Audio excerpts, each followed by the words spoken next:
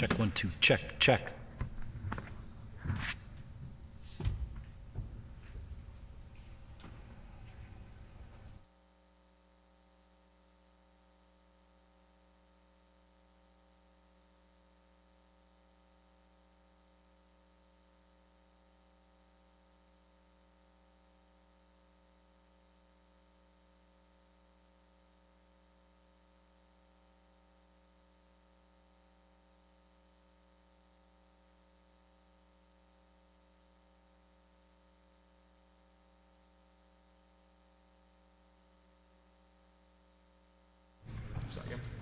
This meeting has been called to consider the following: Auditor General Report, Quarry Rehabilitation Program Investigation dated May 2020.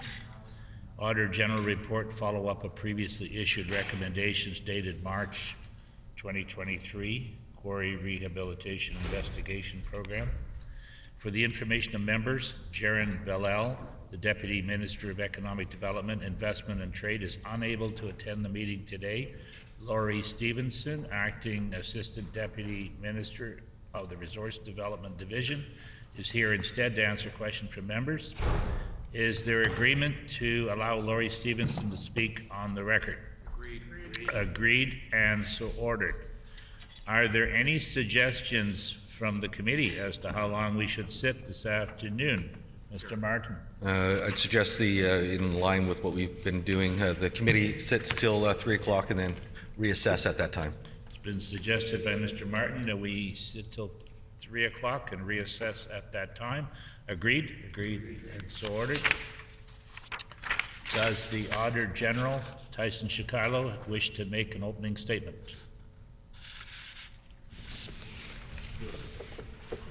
Mr. Shikilo.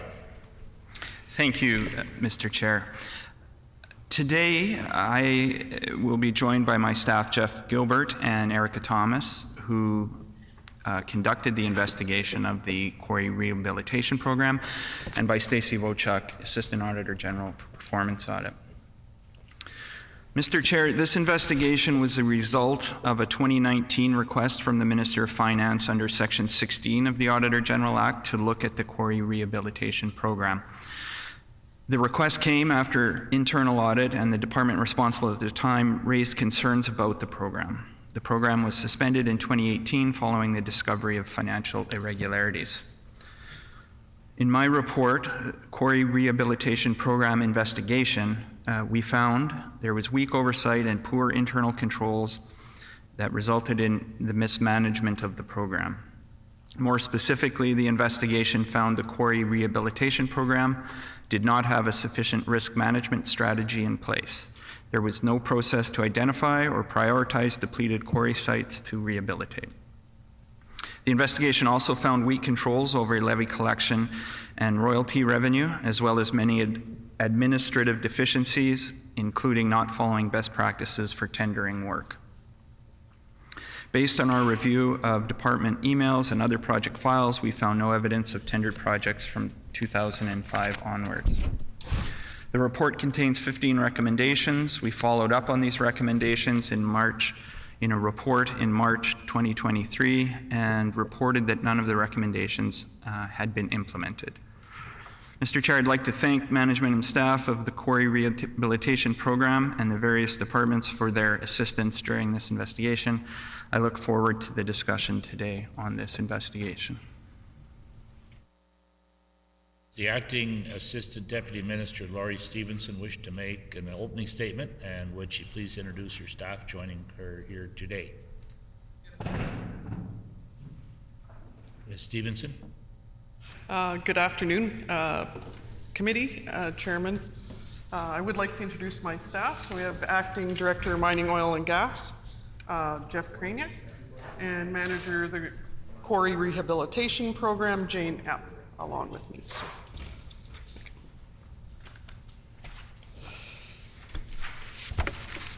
Okay.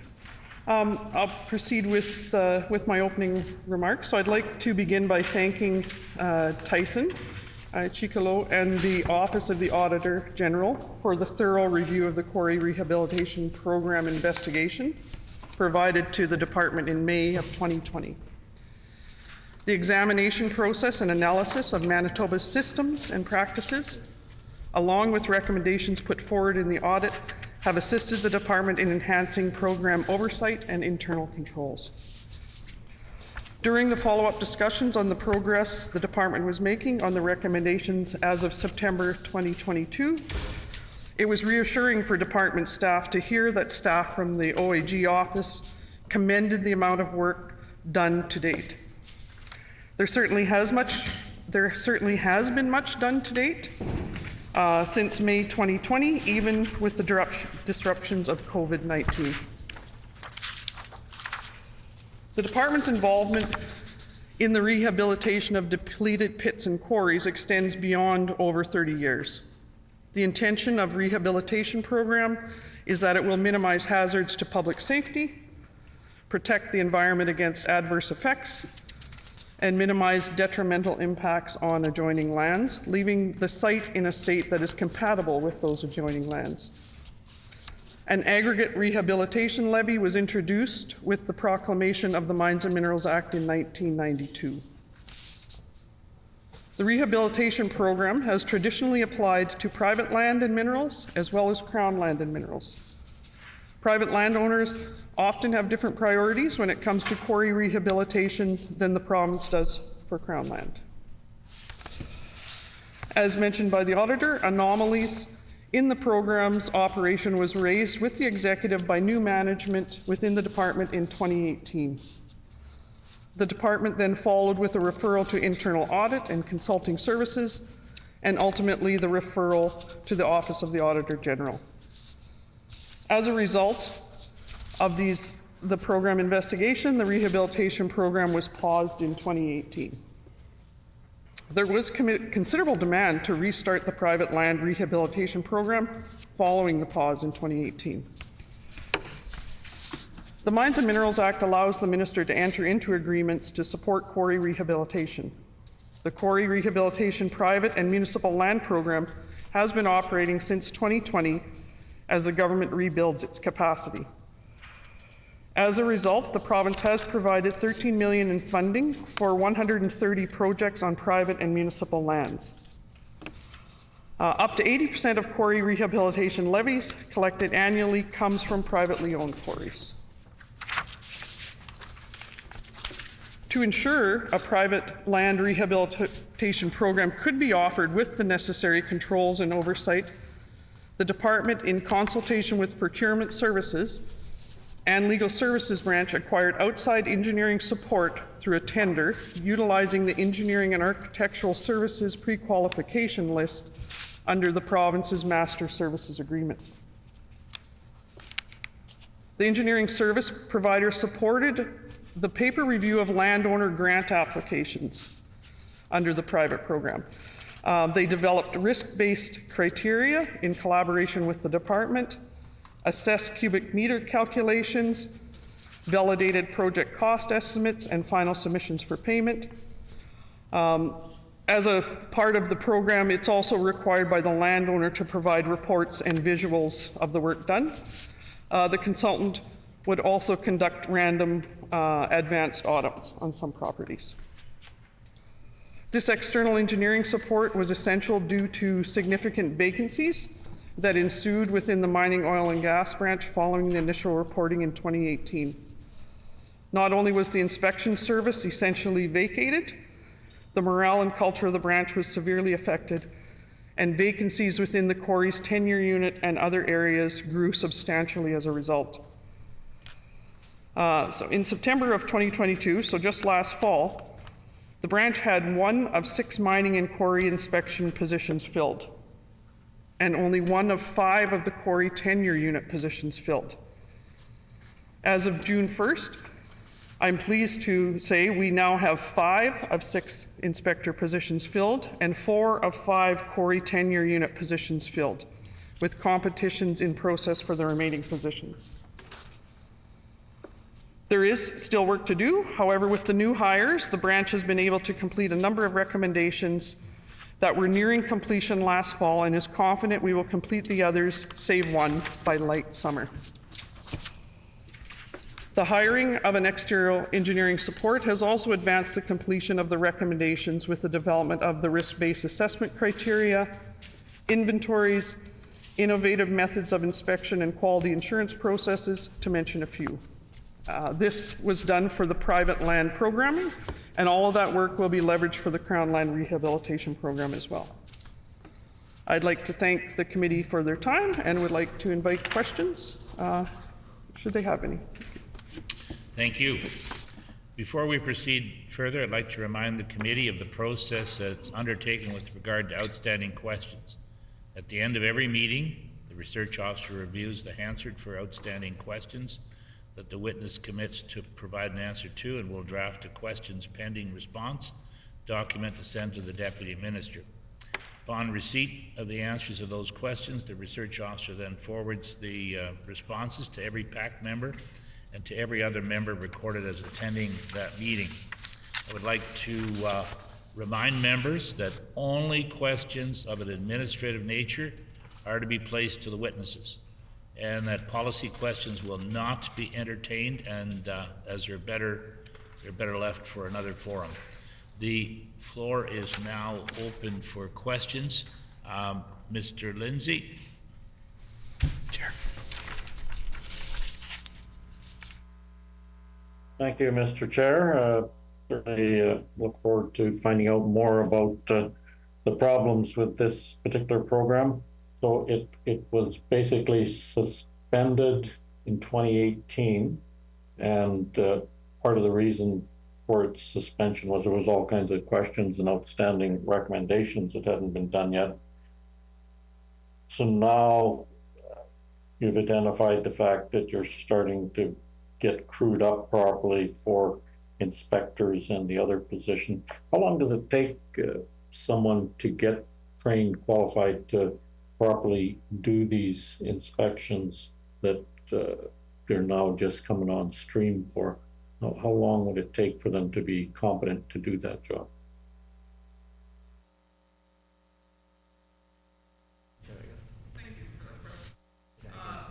Ms. Stevenson? Okay. Yes, so with the addition of new staff into the branch most recently, interestingly enough, most of them started since January 1st. So the chief mining engineer has developed quite a rigorous training plan for all of the new hires.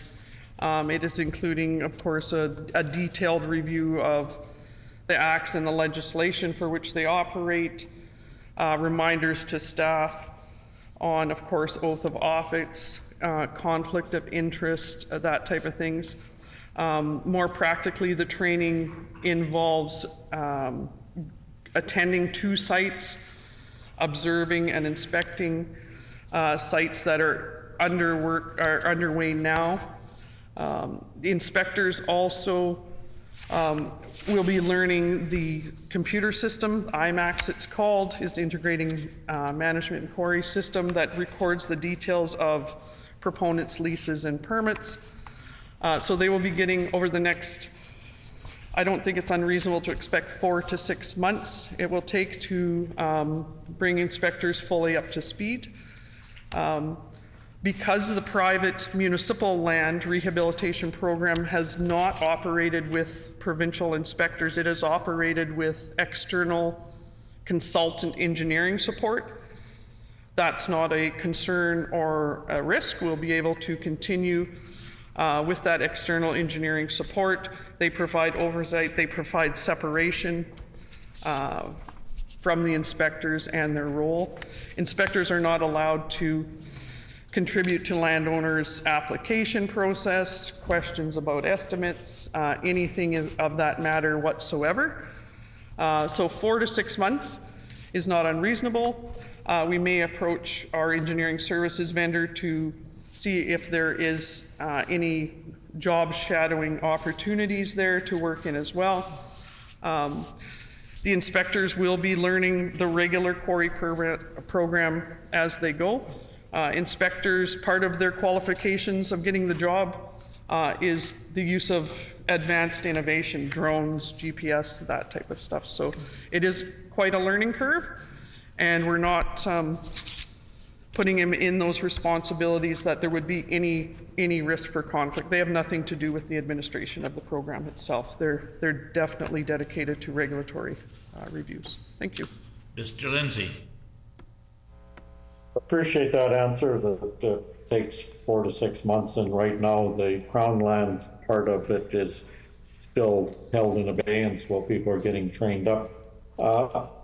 So for the private lands, if they only use contracted engineering support service, could you explain the process to ensure that whoever's doing that work is properly trained, and what kind of reports then would they issue to the department so that somebody's keeping track of what's going on there?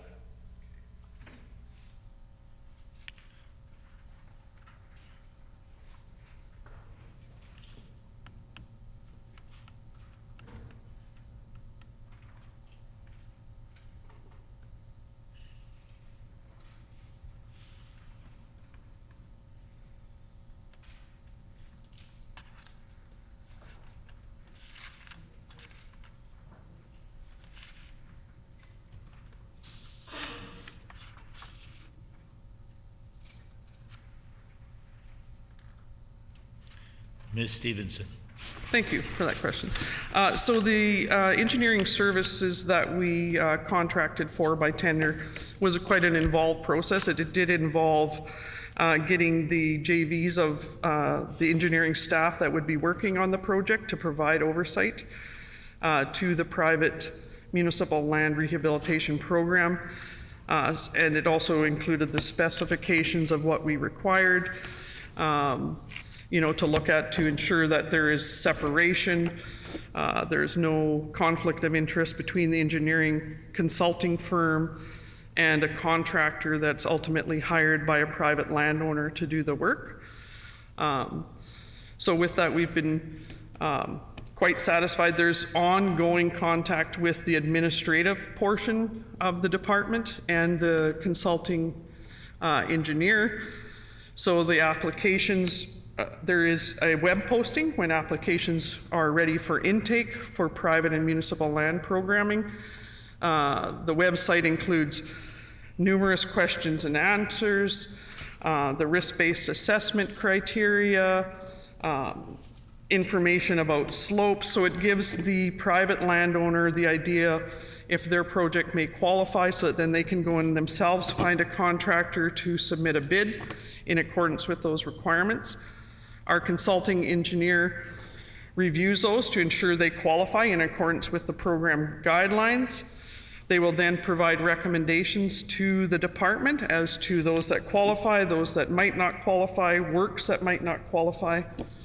Then once a decision is made, we will seek approval to enter into funding agreements with the individual landowners. So again, the individual landowner enters into the agreement with a contractor to do the rehabilitation. Our consulting engineer provides oversight. So what that means is they will go out and they will, they will take air photo that's available of sites.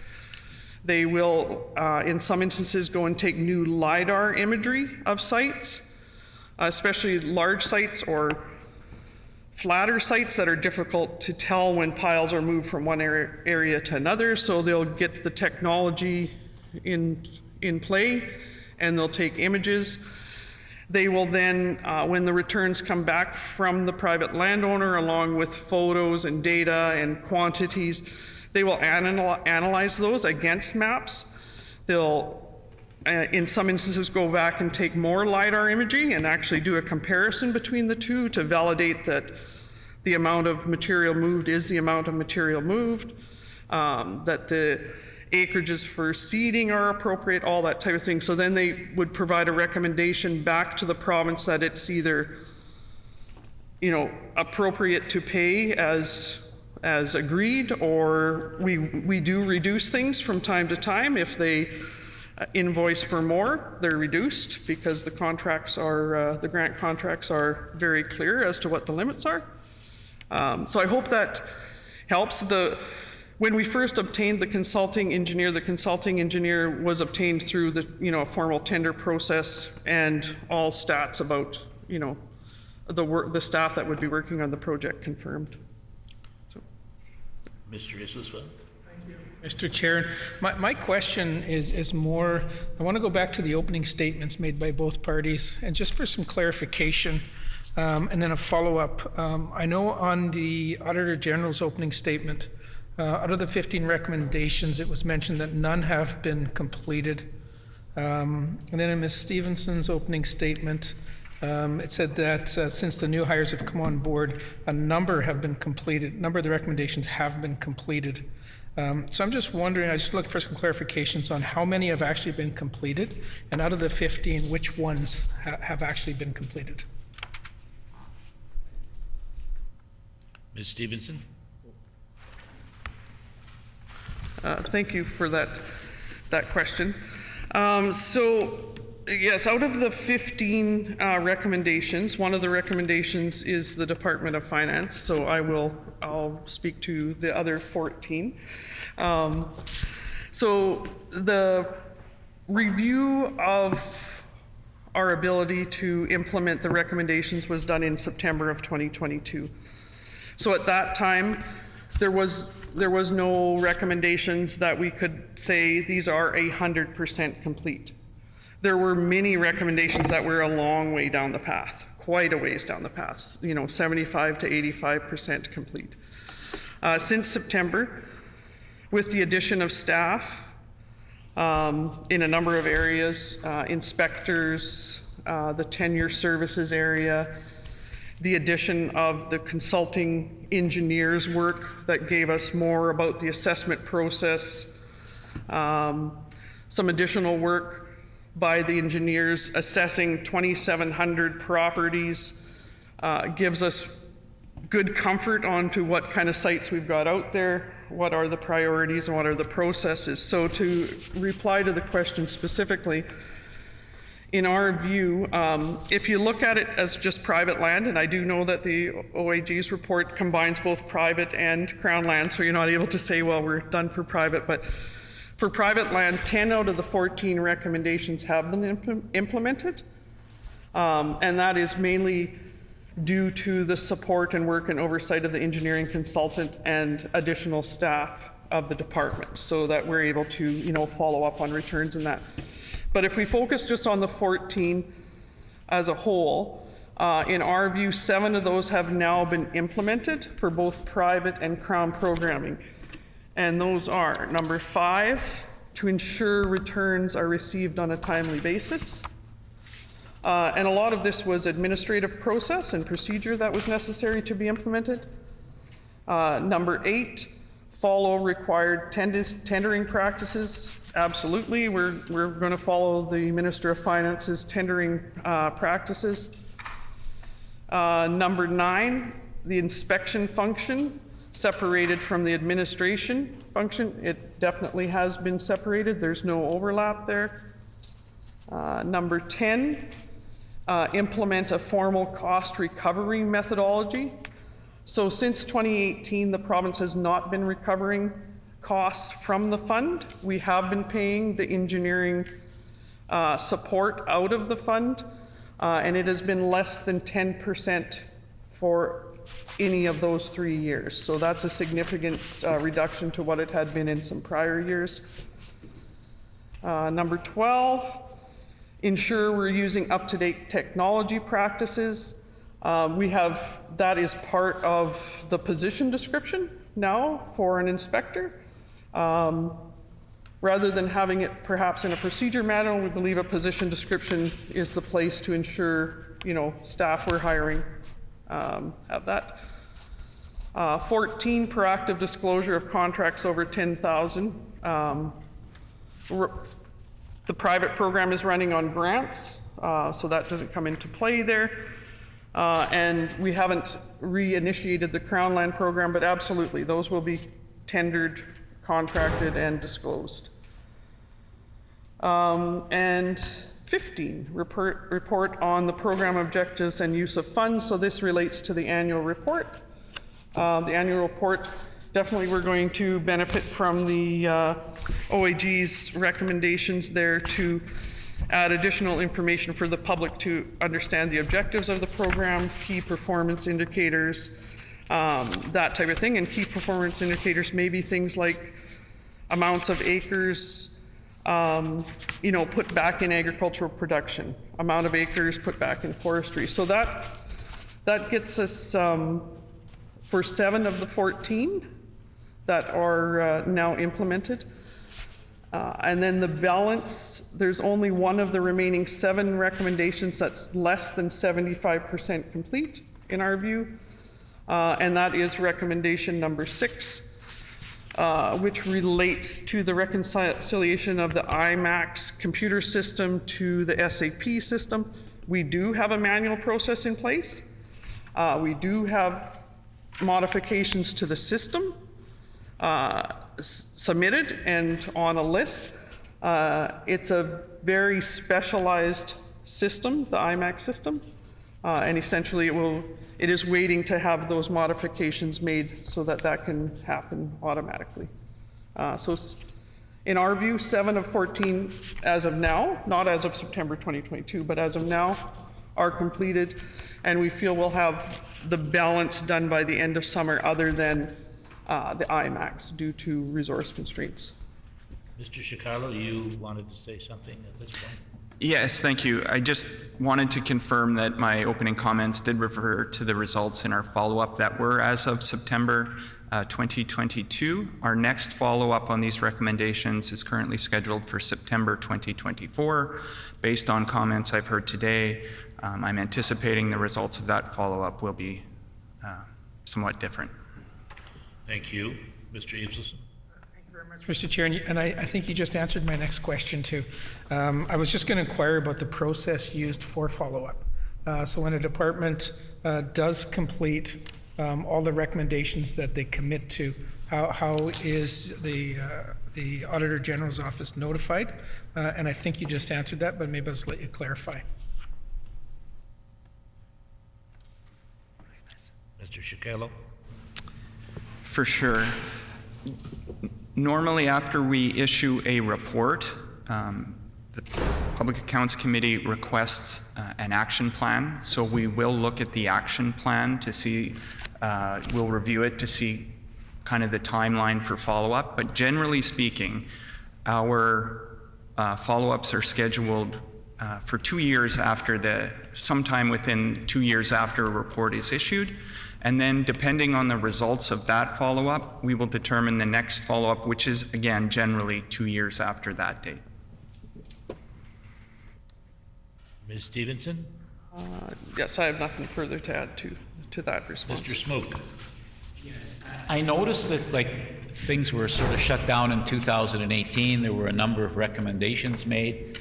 Now, you guys are following up and doing a lot of the recommendations, but are there more things that you're doing, like developing a complete new Quarry program that's going to take over from what there was before, or just sort of building slowly from recommendations? Ms. Stevenson? So certainly we've been learning from the, the auditor's report and the engineering studies. The engineering studies also will be having us look at more very specifically the Crown rehabilitations and liabilities there. So we will be developing a program under that. As for broad speaking, other policy changes to the current program,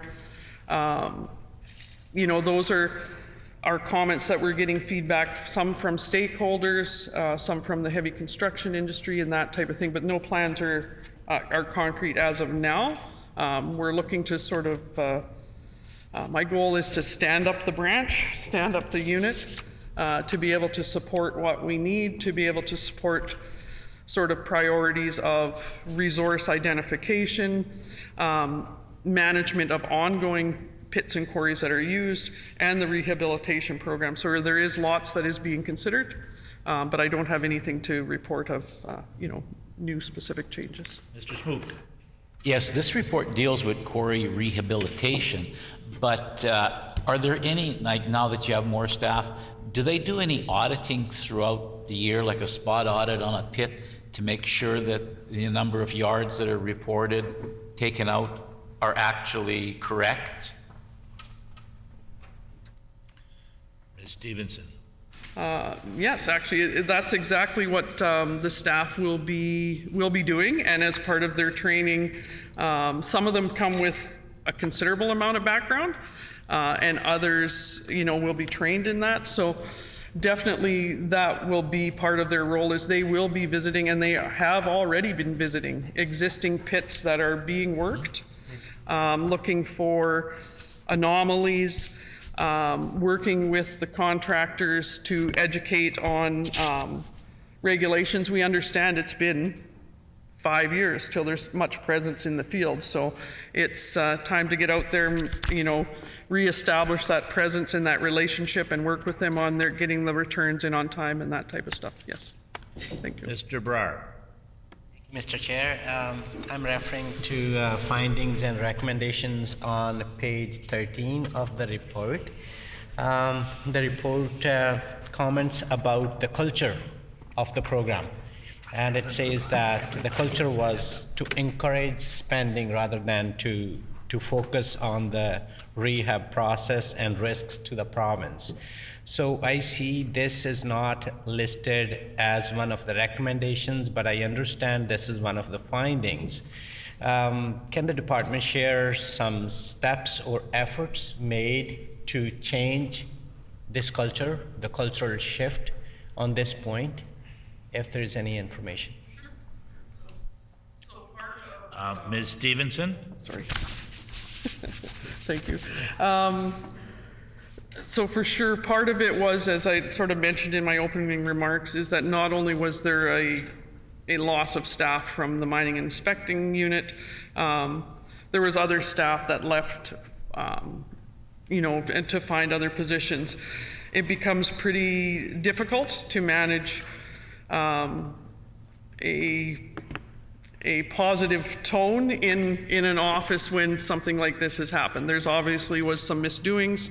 They were identified, and now we have to rebuild it. So we are rebuilding it by making sure that there is separation between regulatory work and any financial processes. We're ensuring staff, when they're hired and through their meetings, their commitment to like the code of conduct, any conflicts of interest, that type of thing, making them very aware.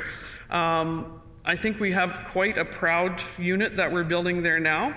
They're all very engaged in providing good service to the public in Manitoba, and they take their job seriously in doing that the correct way. I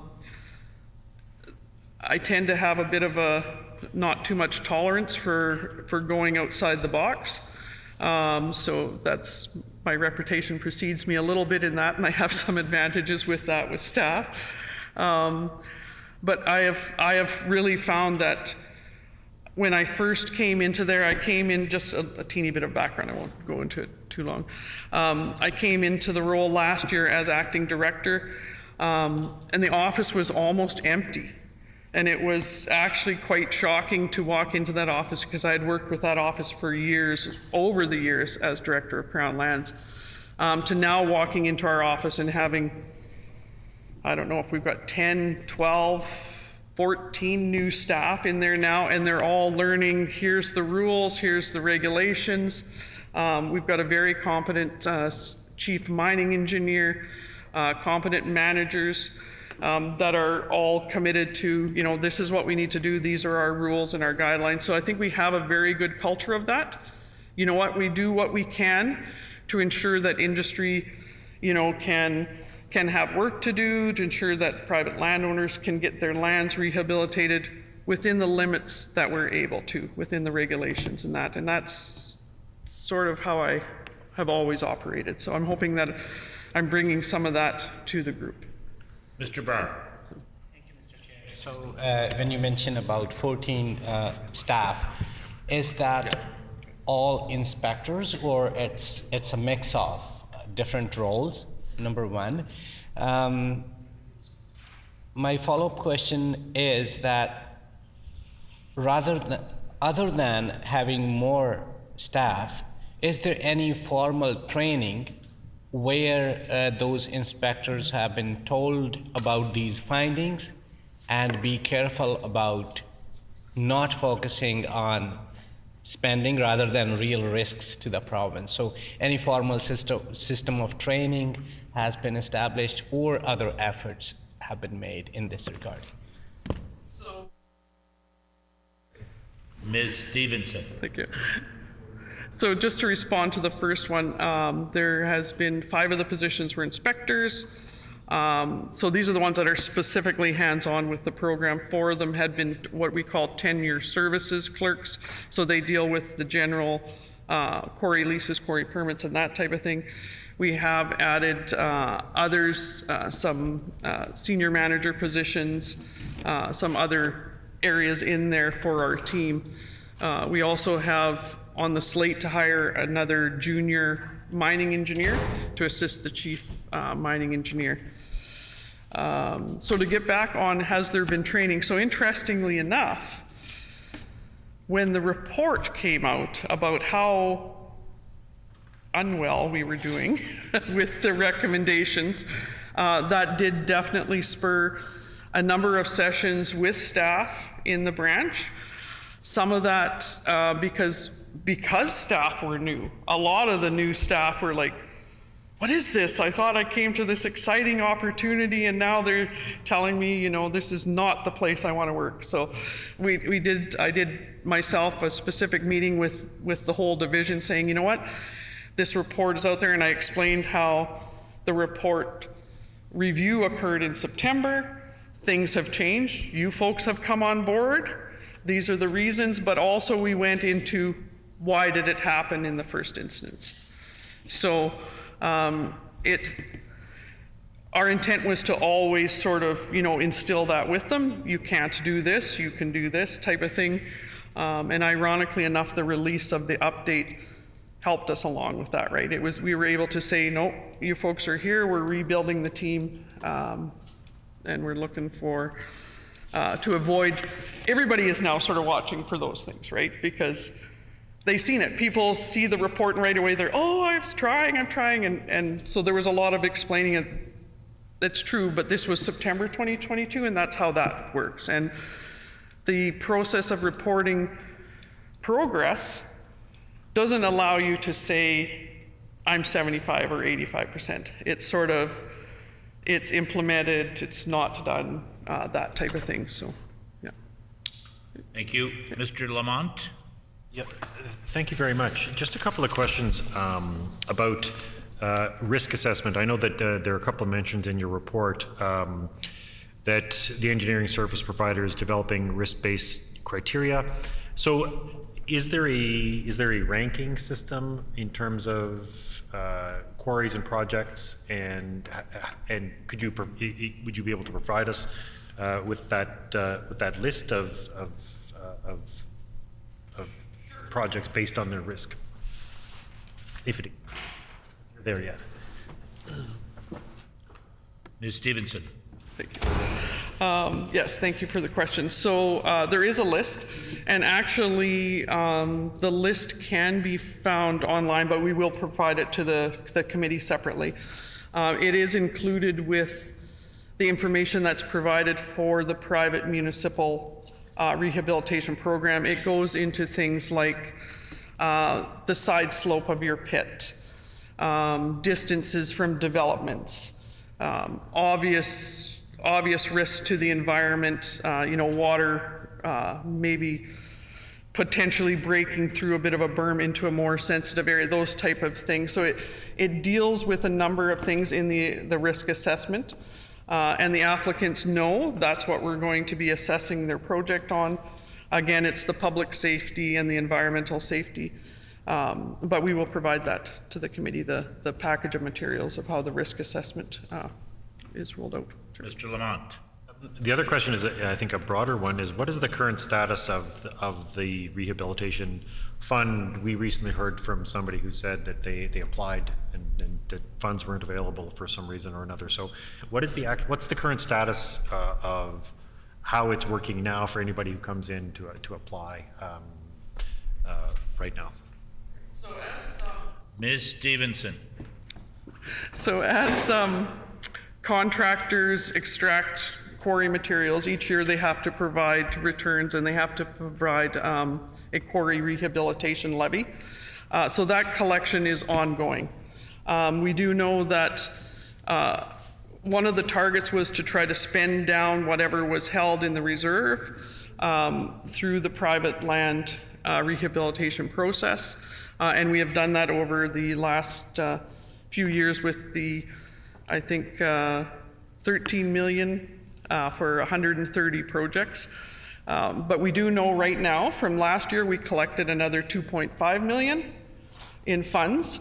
So what we're working on now is what a program for this year will be able to look like. So it's always an ongoing money in, money out type of thing, predominantly funded based on stats currently from private quarries. So that is why we do have some interest, more interest from landowners and private quarries with where's the program at this year. So, Mr. Martin.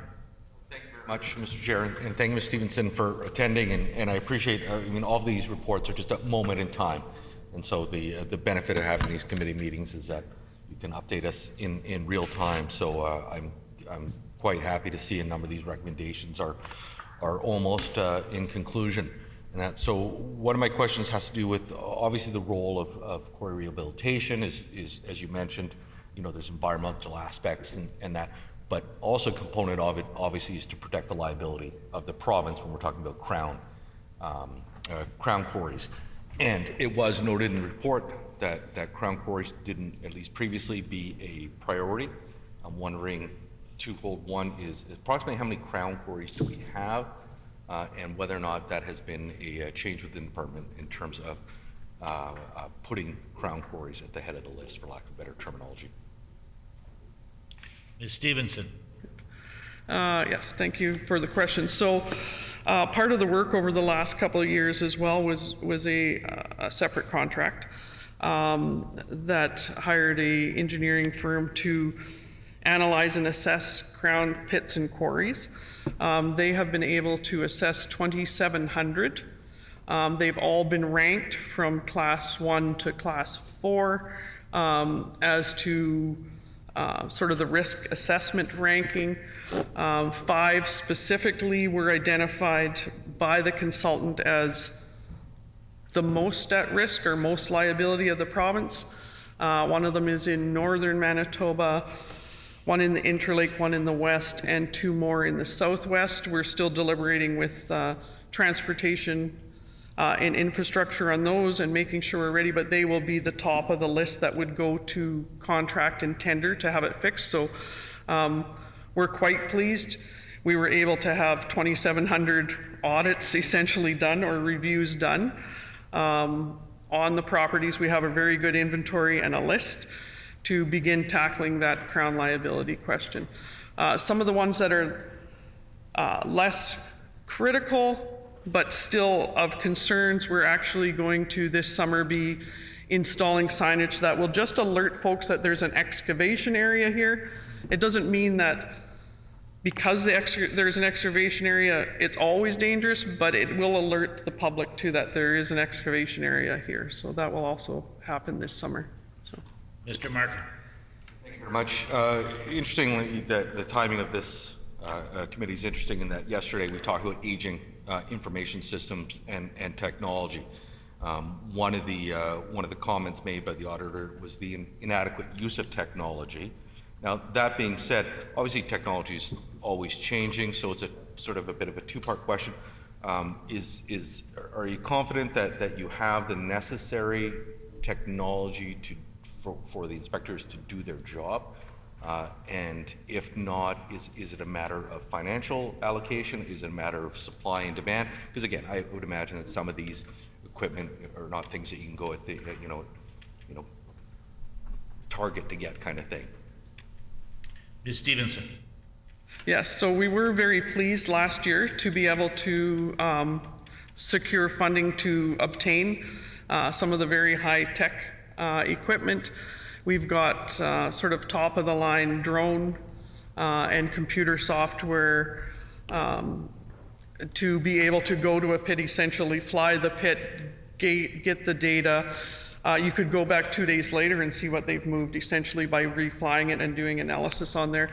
And very fortunate, quite exciting when you're doing an interview for a number of positions and one of your candidates is very accomplished in that. So that was a bonus, because otherwise it would have been, you know, the training aspect as well. And yeah, one of our incumbents is also already certified, because some of those drones require that Transport Canada certification and that type of stuff. So we've gone down the path of drones.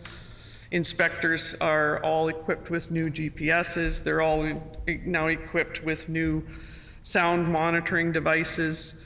Yeah, we're using technology as much as we can to, because we know, you know, you don't have an infinite supply of getting inspectors, so we have to do it quicker, faster. And of course, we're always using, you know, the Google Maps and all that other type of stuff as well. So, yeah, it's almost embarrassing now to ask folks if they use Word or Excel in a job interview, because. Mr. Lindsay. Mr. Chair, so if I just, you talked about you'd contracted someone to do a risk assessment of 2,700 pits and quarries, and those are just the ones that are on Crown land, or is that the total number in the province? And how did they do this risk assessment if you haven't completed the recommendations that talk about developing the documented risk assessment process? It's the first recommend. It's one of the ones that you haven't completed yet. So how did whoever did this assessment, what did they use for criteria to develop that risk assessment? And then how did they decide, okay, if this one is a high risk one, what's the procedure that's different from a normal procedure to remediate it? Ms. Stevenson. Yeah, so and because pit rehabilitation isn't unique to Manitoba, of course, the consultants were able to, you know, look at other jurisdictions, other events that have occurred. Rehabilitation has really occurred in the province for well over 30 years, so there is some history there as well. And I would like to mention is that the risk assessment model was already developed for the private program that we sort of reintroduced in 2020. Because the Crown land programming hasn't been reintroduced yet. The 2,700 sites are Crown land sites. What we expect, we received the report from the consulting engineer. We did get intermediate reports, but we received the final report from the consulting engineer recently. Our idea is to now go through that report, compare that risk assessment model that has been developed with private land for its application on Crown lands, which a number of same situations will apply, but we also on Crown land have to pay attention to things like, is the Crown pit in a provincial forest? Has the Crown pit been there for so long that there's been the exercise of rights starting to occur in that area? Will it require consultation? Some pits have been in places for so many years, and they have vertical faces that, ironically enough, an endangered bird has decided to live in them. So the risk assessment model was able to be used as a guide to guide them and to improve as they go on. And that's what will happen as we review these 2,700 sites and the 5 that they've identified as priorities. The risk assessment model for major sites will be tweaked for Crown land as necessary, as all policies and procedures evolve as you get more information. So. Mr. Lindsay. Thank you for that. So 2,700 Crown land sites. I guess I have to ask the question then, how many private land sites are there? And if you've developed the risk assessment system that someone else is going to use to assess the risk on the private lands, what kind of follow-up is there then within your department to ensure that those are actually carried out in a timely fashion and properly done? Ms. Stevenson. I'll just defer for a minute.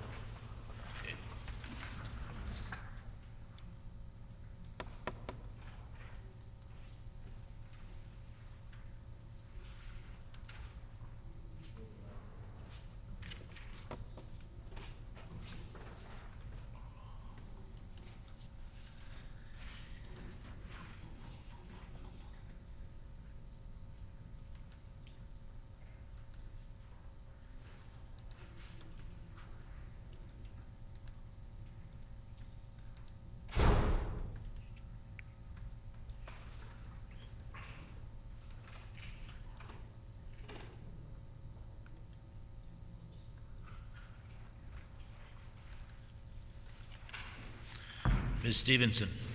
Thank you for that time. So when it comes to private quarries, that's a little harder for us to track. We are aware of about 800 that apply to the office for a private quarry certificate. So we're expecting about then. It's also the decision of the landowner when they want to apply or put up their hand that they would like to have their pit rehabilitated. So the criteria, we've now got at least 3 years under our belt with the risk-based assessment criteria seems to be working. We do have, from stakeholders, we do get a comment that some would like to do smaller pits that might not be risky or as at risk. And again, we haven't communicated to them that really that is part of the programming, and the reason for that fund is to, ensure there's public safety and low environmental risk. Also, if a private owner wishes to have a pit rehabilitated that's not depleted, there is a risk for multiple rehabilitations, which, isn't definitely the intent of the program. So there has to be key evidence that you're not rehabilitating the same site. So I think the question was ultimately, how do you ensure that the rehabilitations occurring on private land are done in accordance with the risk-based assessment?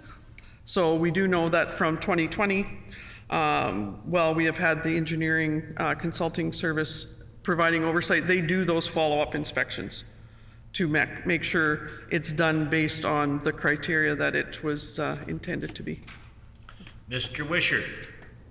Thank you, Mr. Chair, and thank you for the work that you've done. And some of what I'm going to ask has been touched on a little bit here, because you've done very good work in getting started with the private ones, but you do have all of the Crown ones to work through, and there are, as you've indicated, quite a number, and I'm glad you've been able to assess as many as you have. Some of them are so long-standing that many of the municipalities tend to view them as theirs. And they are not necessarily as open or cooperative in terms of the rehabilitation process as they might be. What type of relationship, what attempts at developing a relationship are you going to have to do with a number of these municipalities, some of which have found a revenue stream by getting compensated for the use of Crown fill, gravel, whatever you want to call it, from private contractors that really the money hasn't flowed in the right direction. How is this going to be a challenge moving forward? Ms. Stevenson. Thank you. So it is intended that as the Crown Rehabilitation Program moves forward, we will definitely be in discussions with the municipalities, with the pits and quarries in there. We're actually in discussions now with the municipalities, some of them that have the sites on the high priority list, some of them where standard rehabilitation of the quarry is very problematic. They're very steep faces, that type of thing. So we do have actually a working group established, and actually Jeff is on the working group that's right now participating with the municipality in the east. And we have, partnered with Manitoba Hydro and others like that to work out the best solution for this quarry that has been there for years, that takes into consideration everybody's needs, the municipality's needs for ongoing use for recreational purposes, maybe a trail committee, maybe a hydro actually legal requirement to preserve a site, and of course ours with ensuring that if we can help coordinate this process through and they don't want the quarry rehabilitated, what do we have to do to make it safe, to provide notice, that type of thing. So it will be for a number of sites, that ongoing dialogue. Other sites, municipalities are sort of saying, when are you coming here? This is what we need done, so yeah. Yeah, they will definitely know when we're identifying sites in their area. So. Mr. Wishart. Well, thank you very much for that. I see that as an ongoing issue because, as I mentioned, some of them have been generating a little revenue out of this from the contractors, and they certainly aren't going to be keen to forgo that. And yet, we need to rehabilitate them as it becomes necessary. Some of these are going to have many years of development yet ahead of them if it's handled properly. It wouldn't necessarily mean that what's been done in terms of development to this point in time has been done very well. So it's going to be a little bit of retraining in the process, I assume. What have you done, or what are you doing with that? Ms. Stevenson. Thank you, actually, for that question. It brings up lots of discussions that we have within the branch and that type of thing. So the chief mining engineer, who is in Jeff's section, or Jeff's branch, along with staff in the tenure services, they are working on processes to look at the conditions within existing quarry leases and permits and that type of thing for more of a progressive rehabilitation. Those type of things, conditions that you shall not leave the pit without doing these type of safety precautions and that, so that it doesn't all build up to be all of a sudden a large safety risk.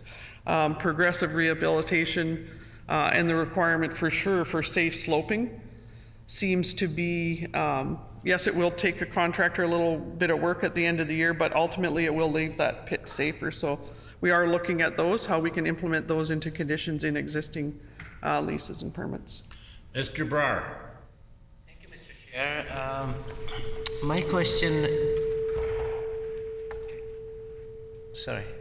My question is regarding the Quarry returns. The report notices that some deadlines were not met and interest was not charged. Just wondering what happened there. Was it a systemic issue or some random errors? As you shared that this recommendation number 5 has been completed, so what steps have been taken and what was actually the fault in the system, why this happened? Ms. Stevenson. Thank you. So for a number of years, what was happening is it was really on the honor system, right, for contractors to submit their returns. The computer system does have some anomalies that we're working to address. We can export data from the system for casual permits and private quarries that will tell us if a return has been submitted or if a return hasn't been submitted. Then staff are able to follow that up.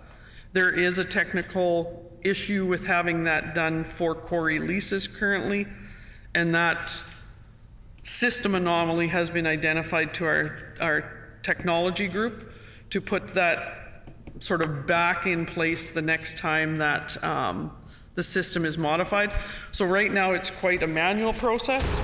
Staff are needing to go through manually to see where returns haven't come in, one of the stop gaps is often these folks are looking for a renewal or they're looking for a new permit, and that's an absolute check before that happens. So if they haven't filed their returns, paid their returns, they're not getting a new allocation for the next year. So. Mr. Barr. Mr. Chair, so seems like it was a systemic issue. So did we upgrade the system, or we are still in the process of upgrading it? Is it still manual? Ms. Stevenson. It is still manual for the quarry lease process, but because, well, I guess that's returns, and I won't mix the two because it would be good too. So staff need to manually go into quarry leases and check on the status of returns, which we can do and we have done to make sure that we're meeting those obligations of the recommendations. We are very hopeful that that fix will come also by the end of summer. We are in the process of, we buy blocks of administrative time from our service provider, and those are you know, one pen signature away type of thing. So, and it's on the list to have that improved. It just takes too much time to do it manually, to be honest. So it's. Mr. Lamont. Thank you very much. One of the questions, or the issue that spurred recommendation 10 related to cost recovery, administration cost recovery, that for a number of years the department was recovering in 2005 75% of salary, and that 2013-14 it was recovering 85% of salary and administration costs. Just to say, the issue, the challenge there was that we don't want a situation where the fund was subsidizing department operations. So if you could just provide an update of those costs, in whether you have a year-to-year breakdown of what that's been looking like. Ms. Stevenson. Thanks. So since 2020, since the program reinitiated in 2020, we have not charged any internal costs to the account. We have charged the engineering services costs to the account, and we can provide those details. They've been less than 10% in any of the 3 years, so significantly lower. With us just rebuilding our team, there will be, the consideration as to whether, really ongoing pit maintenance, those that aren't depleted, will need the inspectors and that, and we will have to reassess should that be an issue in the future. But currently, because the engineering consultant is providing that oversight services and they're doing it quite effectively,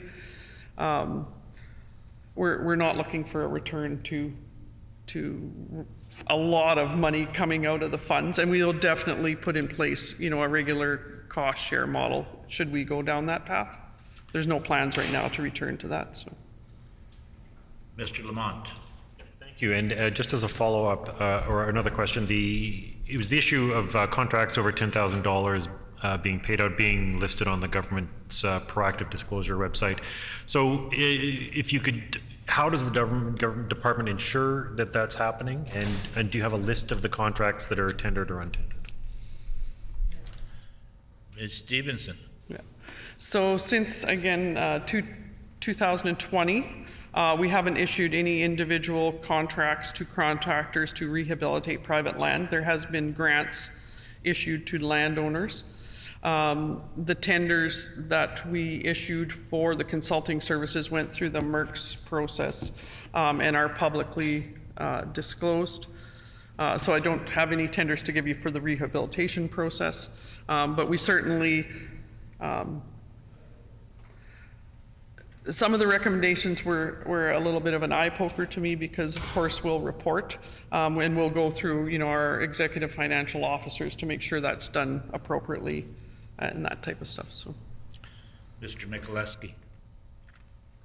Thank you, Mr. Chair, and this question's been sort of asked a couple of times already. It has to do with where we are today, where we're going. just some of the comments you've made, that you're working on this, you're learning, and things are under consideration, and I can appreciate that. But what's needed is, again, we're talking about rehab, but there's actually 3 issues here, which is permits, use, and validating that use, and rehab. So again, I think it's important, and I think it's stressed in the report that we need a new system. And you mentioned also that you haven't really been given new marching orders. And so this is taking some time. So recommendation 567 talk about to monitor the quarry returns, reconcile revenues, regular statements of account. So these are in-field, ongoing operational things.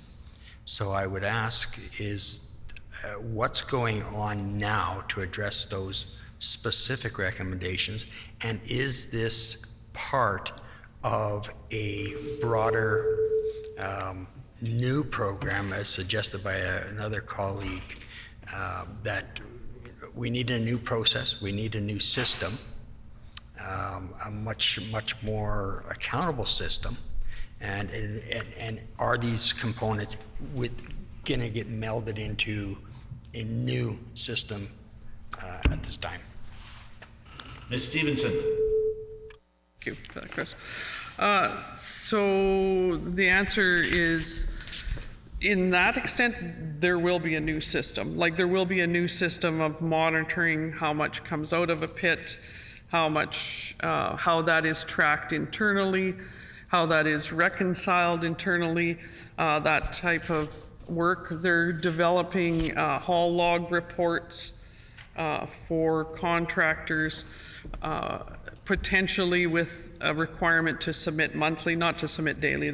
Nobody has time for daily reports, but they should be available daily while they're doing it. So those kind of things. But one of the things we did early on in the process, or early on in the fall, is the mining, oil, and gas branch also has a tax and royalty auditor and a production clerk. So we actually have a qualified auditor on staff that predominantly has worked with petroleum and that field. So we've expanded that role to include the monitoring of production volumes and cash receipts for Quarry. So we do have a qualified accountant is going to lead us through a process that ensures it's reconciled, we're accountable, and she has some really great suggestions about how that can be done, even with the state of the IMAX system not being where we'd like it. IMAX is a very handy tool. It does need some tweaks. So that will definitely be, the new program will be, there will be new policies and procedures about how we do things, as streamlined as we possibly can. Currently, it is quite manually. They get uploaded every day, and we double check that they're all in there. If payments don't match, revenue clerks work with the intake clerks to validate the data that's in IMAX. And we are ensuring that, those processes are being followed. So the daily log reports, the tax and royalty auditors, ensure the contractors and landowners are provided with regular statements. So one of the very best ways for a contractor, the client, to know where they're at is for them to be using IMAX and being comfortable using IMAX. So working with the Manitoba Heavy Association, we're planning likely in June and one in August, some training sessions with some of the contractors. Will offer them out to whoever would like to attend. We're actually going to probably do canned videos of how you look stuff up in IMAX, how you enter your returns in IMAX. So those are all underway, including staff has been reaching out to anytime they do receive a call from a client asking them, what can we do for you to help make the use of the IMAX system better? And that's all going to lead to more returns being done electronically, readily available access to that statement of their account. We do have a few outliers that would prefer to do paper accounts. In those instances, staff must enter their returns, and then we have somebody double check that that entry is correct. Ultimately, we really want the client putting those entries in, and then we validate them. So. Mr. Mikuleski. Thanks for that answer. I'm not sure if the new accounting rules are going to drive the process and essentially create the mechanism, I guess, to create a system that's going to work as aggregate, whether, you know, because the rehab is actually, it wasn't a considered liability, and it may be moving forward, and therefore everything else attached to that is also relevant, like land use and so again, our like use and measuring and you know, the whole system needs to be, I think, more accountable from start to finish. Is just an assertion I'm making, but.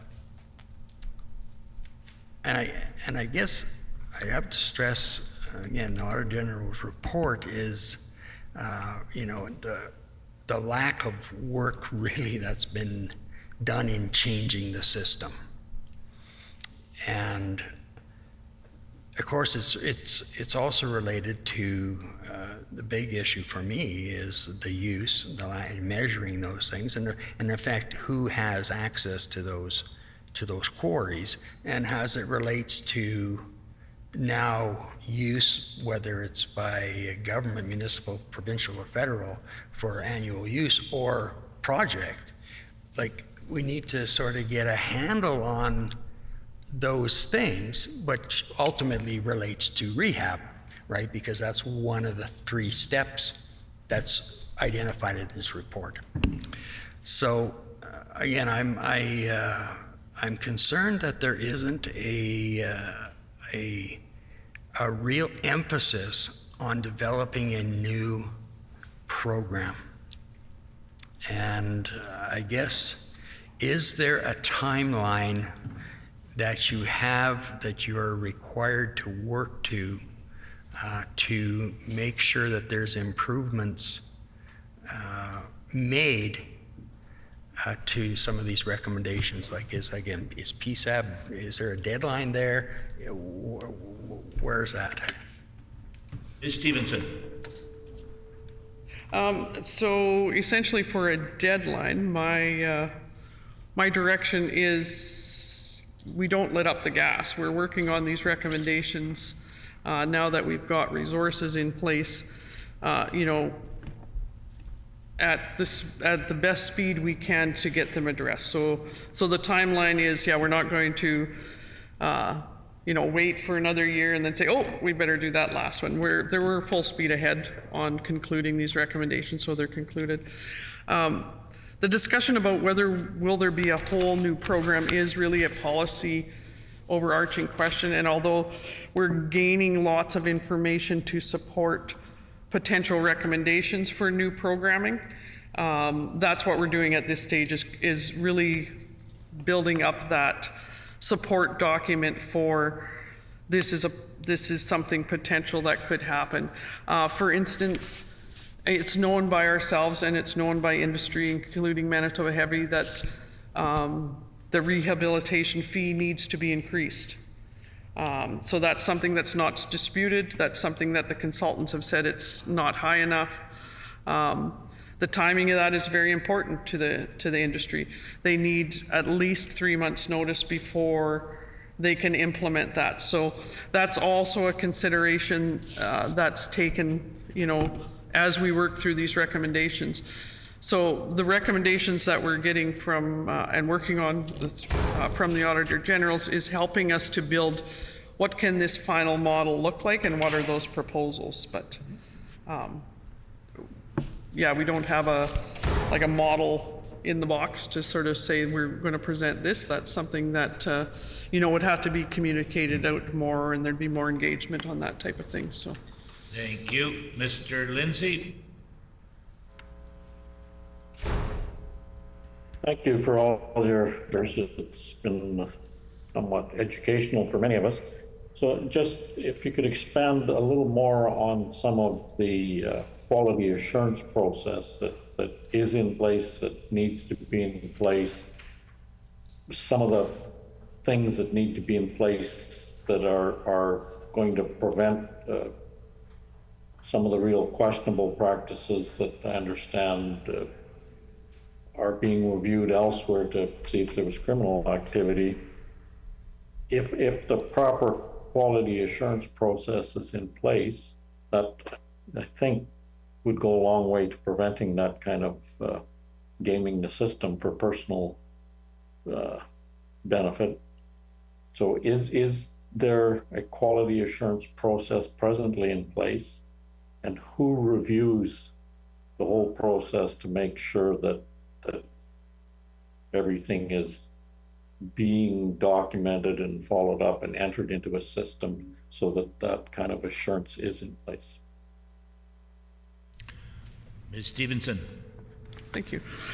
So in terms of quality assurance, from an operational perspective, for the private program, that of course is being provided by our consulting engineers.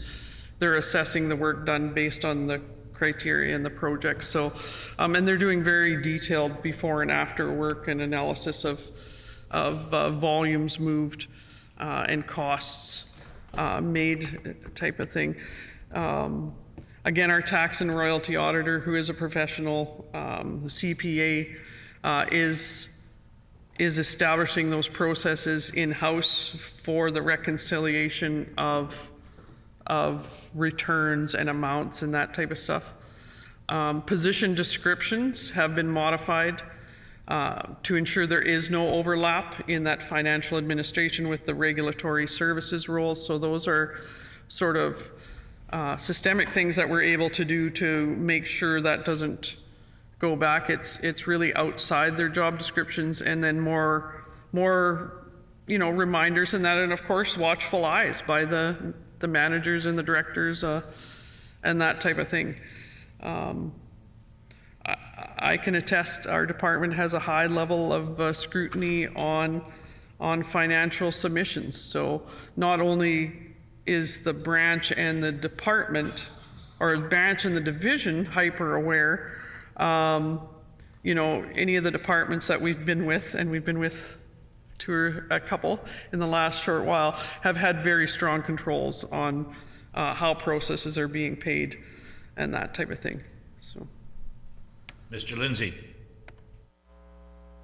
Just kind of on a follow-up to that, I get that for the private lands, it's the consulting engineers that are tasked with doing the follow-up to make sure that everything is done that's said being done, that the process is working. But is there people within your department then that at least do some kind of spot check audit to ensure that what the consulting engineers are reporting is the correct information, or is it just left entirely up to the consulting engineer to just submit a report and everybody takes their word for it? All is good. And then what about with the Crown Land ones? What kind of management oversight follow-up is there with those ones? Stevenson? Sure, thank you. Yeah, so up to this year, since we only had one inspector and that inspector was in Flin Flon, the ability to sort of revisit work that's been reviewed by the consultant was not possible. This part is part of the training process of new inspectors, and also as routine practices, we will have the ability to send inspectors out to inspect work that's being overseen by consulting engineers. We do recognize these consulting engineers are professional professional individuals that are bound by their code of ethics as well. And it's fully expected that once we, jump wholeheartedly into the Crown Land rehabilitation process, those will be tendered and contracted projects, defined list of deliverables. Our inspectors, capacity-wise, we should have at least some to keep up to a few. We'll be able to do that analysis. The chief mining engineer is very skilled in knowing what needs to happen on a pit and a quarry and rehabilitation. And as I had indicated, we also have staffing authority to fill a junior mining engineer to support him as well. So that's what we're doing sort of for the private program. We will this year be starting with visiting some of those sites ourselves on the private land, and then go forward with the Crown program. The intention would be that our engineers, or our inspectors and our engineers can do that quality assurance checks as well. Mr. Lamont.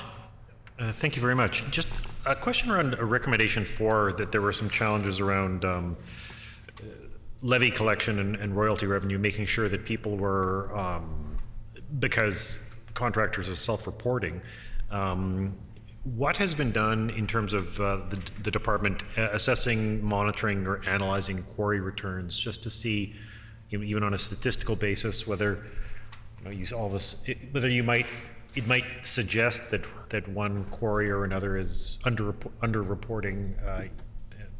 If anything, what's been done on that score? Ms. Stevenson. We have implemented what is those daily haul reports, and we are beginning to visit sites often, and actually just the presence of visiting sites often, seeing what's there. Lots of drone footage and photos are being taken whenever we're out on those site inspections. I'm pretty sure there will be a noticeable change to the environment this summer. I was kind of surprised myself. The inspection trucks are bright red, and there's 3 of them in the lot, so they can't be missed when they're out and about inspecting. So they're much more present on the landscape, even when there's a working pit going, right, to ensure that safety practices are being followed and that type of stuff. So that really just had to wait till we had some bodies. So, yeah. Mr. Lamont. Thank you very much. The other question had to do with, and this may overlap with my previous question. We're talking about risk assessment, but clearly one of the things that was identified in the Auditor General's report is the difference between the size and scale of rehabilitation. So is there a different assessment process or a different risk assessment process when it comes to large sites as opposed to smaller sites? Is there what sort of approach are you, or what sort of new approach has been taken in terms of dealing with large versus small sites? Ms. Stevenson. Yeah. So generally, the risk assessment is quite similar for the two. We want to make sure the site is safe to the public and to the environment, whether it's large or small. Interestingly enough, there can also, for instance, in the private municipal land programming, if the program is oversubscribed, size can also enter into a factor of awarding. So a small site may be able to go, or multiple small sites may be able to go when a larger one wouldn't. Just also in the process of prioritizing those lists. The tricky thing with small sites is the small site fully depleted small site all on its own, or is it a subset of a larger site? So we're also ensuring that landowners are responsible to prove that this is the site they want to rehabilitate, and that they haven't, that next year if they apply, they're definitely in a distinct separate area, that type of thing. But size can be entered into the risk assessment model, as a qualifying factor, as well as, I believe, the amount of material moved. Mr. Brar. Thank you, Mr. Chair. Thank you so much for so much information that you're sharing off the top of your head, and I appreciate OAG for that great work looking into this system and finding a lot of issues and recommending. I have a general question about recommendations because I don't see any deadlines or implications of not being able to correct the system or something like that. So who has the final say, or who makes the final decision? Because these are kind of recommendation sounding like suggestions. You should do this, we recommend that this should be corrected, improved, right? So who makes the final decision how to address these issues, and what are the implications if these issues are not addressed at all, or are not addressed, say, for another 6, 7, 8 years? So what happens? Just trying to understand the system, how it works. Ms. Stevenson. So this is probably a little out of my bailiwick, but essentially we are taking the recommendations seriously, all of them, and intending to implement them. Other than we will be looking to have a discussion with the Auditor General's Office of the Auditor General's about things like 12. Are we using up-to-date technology practices? That recommendation suggested that the procedure manual be updated to ensure that was occurring. And although I agree, it's good to say the procedure is this, I'm also seeing that there might be a bigger role for the position description. So I don't know if we implement in another manner as set out in the recommendation, if that still is considered as implemented. Because there might be those types of modifications that are coming. I know from reading other reports that I've seen, some are not implemented, but I'm not seeing that here. It's just that there might be a modification to a recommendation, like from the department, of how we would address that concern. Mr. Brar. Just a follow-up with an example. For example, there is a project or contract worth $100,000, right? And it's divided into two so that tendering process could be bypassed. So what steps or measures would be followed, taken to stop happening that again and again? Because it seems very simple. Break the project into 3, 4, 5 and give it to anybody without tendering. So like, has the department taken any steps or in the process of building a system where we can stop this? Ms. Stevenson. So I think to respond to that is to be able to issue a tender of under 50,000 still requires an elevated level of delegated financial signing authority. So essentially they're going to have to come to me if it's under 30,000. If it's between 30 and 50, they're going to have to come to the deputy minister. And there's other values depending on what level. So the delegated financial authority process itself is a bit of a stopgap in what are we doing and why are we doing this. We don't intend to return to no tenders. I don't see that anywhere in the recommendations that, like, not the Auditor General, but our recommendations internally, that we tender for projects. Like if a project is going to be tendered, it's out there, it's on Mercs, the value comes in and we process. So, yeah. Are there any other questions?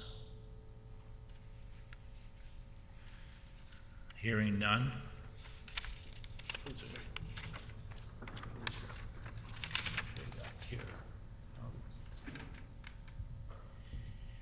Okay, hearing no further questions or comments, I'll now put the question on the reports. Shall the Auditor General's report titled Quarry Rehabilitation Program Investigation, dated May 2020, pass? The report is accordingly passed. Does the committee agree that we have completed consideration of Quarry Rehabilitation Program investigation of the Auditor General's report, follow-up of previously issued recommendations dated March 2023? Agreed? Agreed. Agreed and so ordered.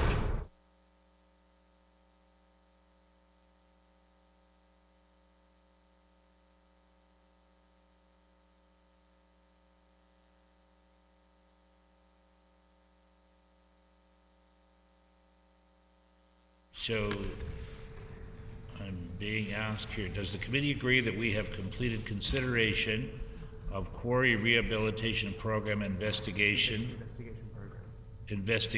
program of the Auditor General's report, follow-up of previously issued recommendations dated March 2023? Agreed. Agreed and so ordered. Could all members leave behind their copies of the report titled Follow-up of Previously Issued Recommendations so they can be used in future meetings? The committee will now go in camera. I thank the witnesses for their time and contributions this afternoon and ask that they please leave the chamber.